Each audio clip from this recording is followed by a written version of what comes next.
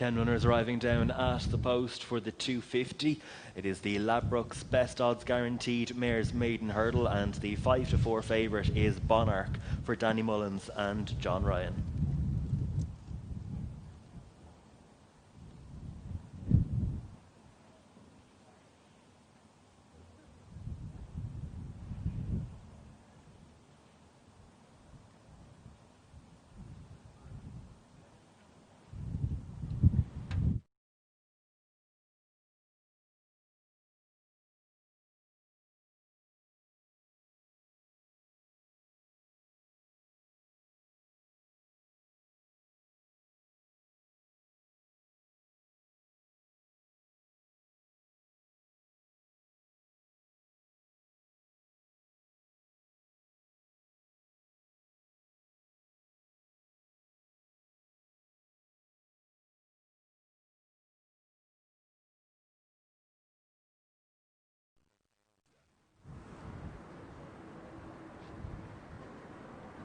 You can get that type of thing happen in these juvenile hurdles where there's very little experience for the horses to call on, and I'm afraid it was the loose horse Scholastic who caused many of the problems, and indeed the horse running out, as you say, Poet's Touch at the top of the hill. I just had a word with Sean Flanagan, the rider of Charlie Bassett, who eventually got brought down on his way back in, and he said up until the point where things started going pear-shaped, he was quite happy.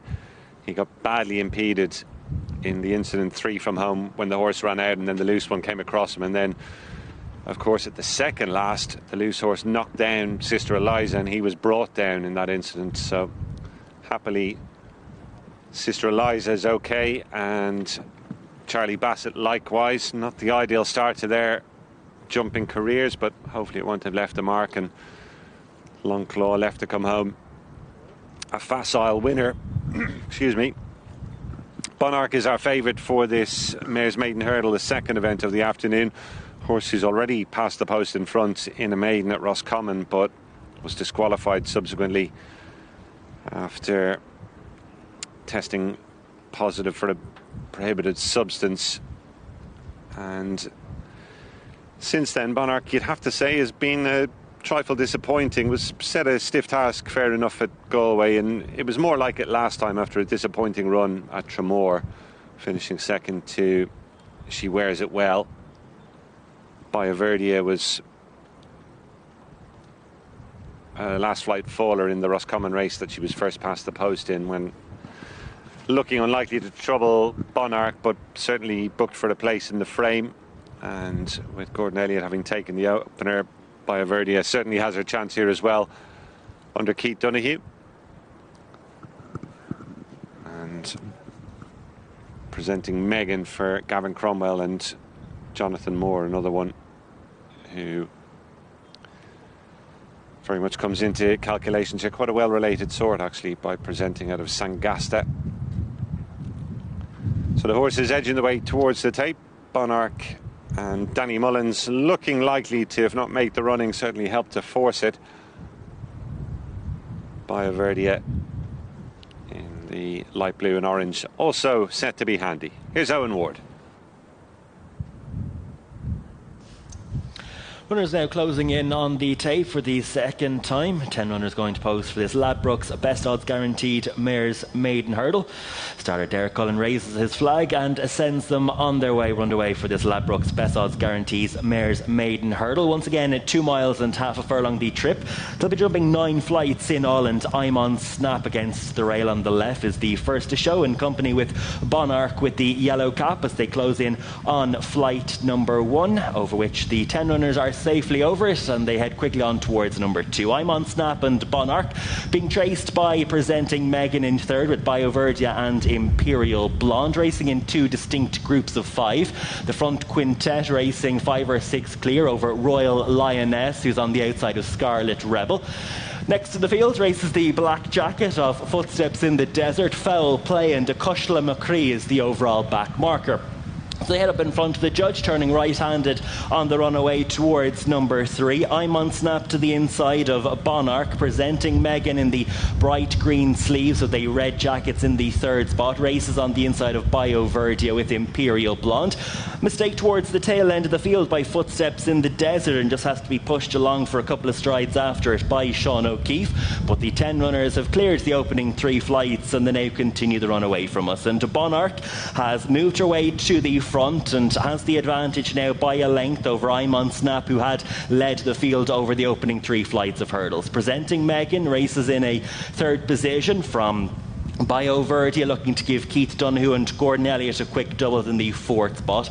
Imperial Blonde completes the front quintet, who are now extending their advantage as they go out over flight number 4. Cushla McCree Scarlet Rebel, slight mistake Loyal Lioness, with the back pair Foul Play and Footsteps in the Desert, the one that is struggling at the tail of the field.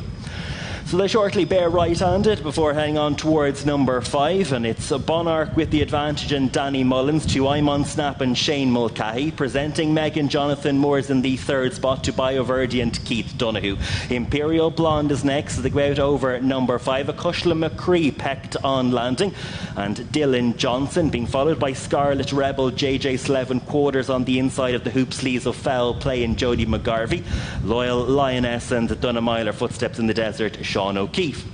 So out to turn right-handed, they'll shortly come in sight of flight number 6, which is 4 from the finish, and Bonark, looking to accomplish the more novel feat of winning a maiden hurdle for a 2nd time, having been disqualified after a victory in June, has the advantage by a length or so to I'm on Snap, twice placed this summer. Presenting Meghan on the outside in 3rd. Bio Verdia and Imperial Blonde 4 and 5.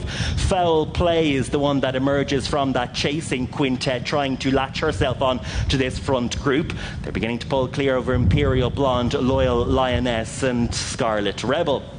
So passing the 5 furlong marker, still this good run on the level before they leave the ground at the 3rd last, which come up quite quickly after they take the bend into the straight. And Bonark with the yellow cap has the narrow advantage to I'm on Snap in a black jacket on the inside. Pale blue colours, a quartered orange cap of Bio Verdia makes a move up the inside and now sits in a share of that 2nd spot. Presenting Meghan is driven along in 4th as Foul Play continues to get ever closer in the hooped cap. They're being followed by Imperial Blonde, Loyal Lioness and Scarlet Rebel. So racing on the downhill run, heading on towards the road crossing with 3 furlongs to race in this Ladbrokes Best Odds Guaranteed Mares Maiden Hurdle, and Bio Verdi has come through now to challenge Bonark, has the advantage by a length or so. I'm on Snap is battling away in the black jacket. Presenting Meghan and Foul Play are next as they go out over the 2nd last, and it's Bio Verdia with the advantage. I'm on Snap is gutsy in 2nd, presenting Meghan with the challenge now the outside. There isn't a great deal separating them as they go out over the final flight. They're inside the final furlong. Presenting Meghan the near side. Bio Verdia the far side. Presenting Meghan is just getting her head in front inside the final 50, and it's going to be presenting Meghan. Jonathan Moore and Gavin Cromwell takes our 2nd. Bio Verdia close for 3 and 4 between Foul Play and I'm on Snap.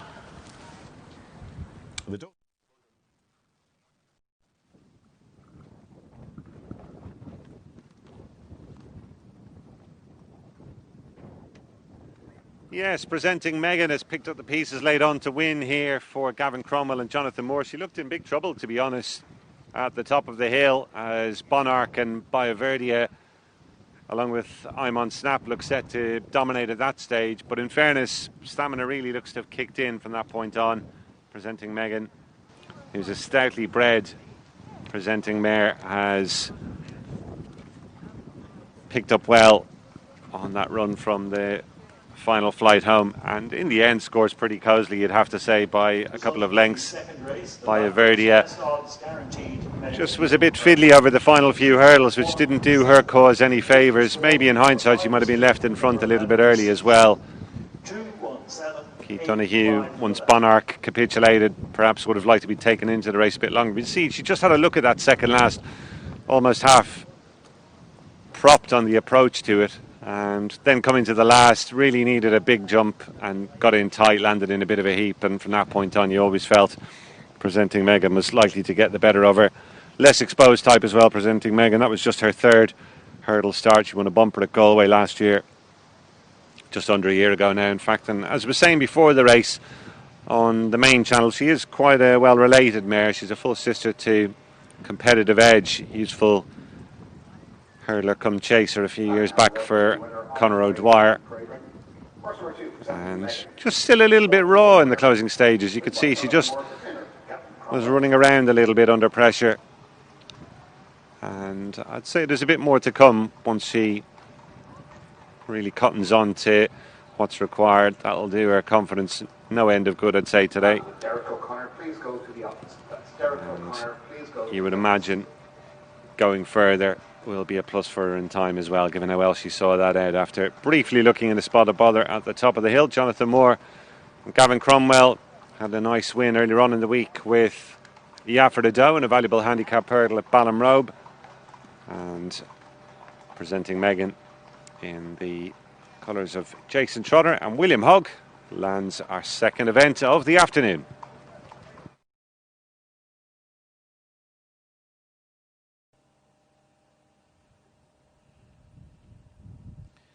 The distances for the second race were 2 1/4 lengths, 2 1/2 lengths, a half a length, 13 lengths, and 2 3/4 of a length. So 2 1/4 lengths, 2 1/2 lengths, a half a length, 13 lengths, and 2 3/4 of a length. The time taken was 4 minutes and 13 seconds. 4:13.0.